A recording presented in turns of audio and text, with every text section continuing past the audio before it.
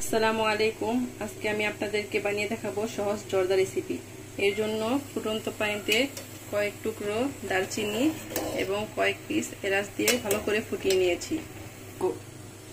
এখন আমি কিছু পরিমাণ জর্দার রং বা চম্পা রঙে পানি মিশিয়ে নেব। ভালো করে গুলিয়ে নিতে হবে, তা না হলে এটা পানিতে দেওয়ার সাথে সাথে জমে যেতে পারে। গুলিয়ে নেওয়া হয়ে গেছে। এখন এটা আমি পানির মধ্যে ঢেলে দিব, ফুটন্ত গরম পানিতে। এখন এর মধ্যে দিয়ে দিব কিছুটা পরিমাণ লবণ এবং আগের থেকে ভিজিয়ে রাখা হাফ কেজি পরিমাণ পোলাওয়ের চাল।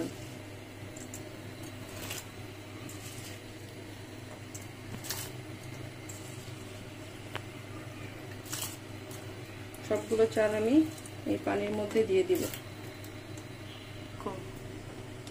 এভাবে আমি ঘড়ি ধরে ঠিক 5 মিনিটের মতো ফুটিয়ে নিয়েছি। এখন এটা থেকে আমি পানি ঝরিয়ে নেব। একটি স্ট্রেনারে আমি জর্দার সবটুকু পানি এভাবে ঝরিয়ে নিয়েছি। এখন একটি হাঁড়িতে আমি যতটুকু পরিমাণ জর্দার চাউল নিয়েছি ঠিক ততটুকু পরিমাণ চিনি দিয়ে একটি শিরা তৈরি করে নিয়েছি। এখন এর মধ্যে দিয়ে দিব ছোট ছোট পিস করে কাটা আনারসের টুকরো। আমি এখানে একটি আনারসের 4 ভাগের 2 ভাগ এখানে দিয়ে দিচ্ছি।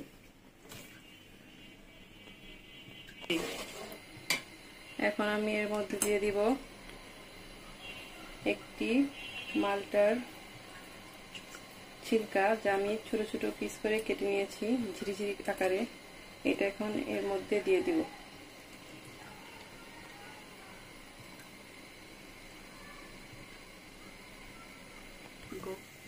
ফুটে আসার পর এখন এর মধ্যে দিয়ে দিব আগের থেকে সিদ্ধ করে নেওয়া চাউল।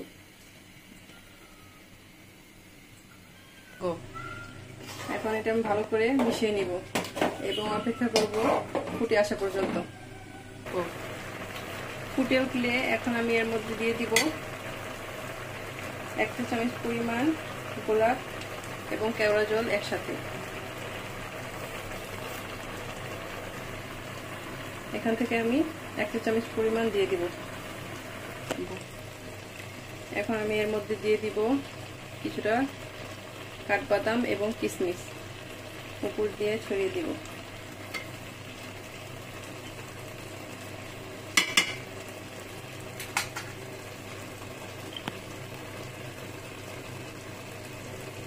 ছড়িয়ে দেওয়া হয়ে গেলে এখন এর মধ্যে দিয়ে দিব কিছুটা পরিমাণ চাল কুমড়ার মুরব্বা। এই মুরব্বাটা আমি বাসায় তৈরি করেছি। সবটুকু এটার মধ্যে দিয়ে দিব। এখন এটি ঢাকনা দিয়ে ঢেকে অপেক্ষা করব 20 থেকে 25 মিনিট। এর মাঝে একবার আমি হাফ কাপ পরিমাণ পানি সাইড দিয়ে দিব। আর জর্দার মধ্যে চিনির রেশিওটা থাকবে যতটুকু পরিমাণ চাল ঠিক ততটুকু পরিমাণ চিনি।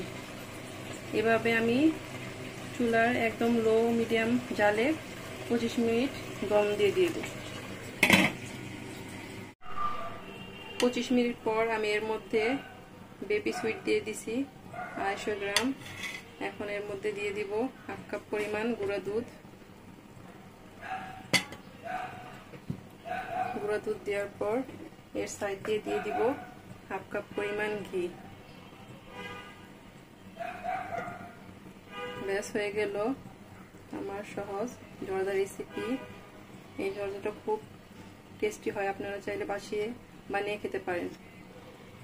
ভিডিওটি ভালো লাগলে অবশ্যই লাইক, কমেন্ট, সাবস্ক্রাইব করতে ভুলবেন না। সবাই ভালো থাকবেন। আল্লাহ হাফেজ।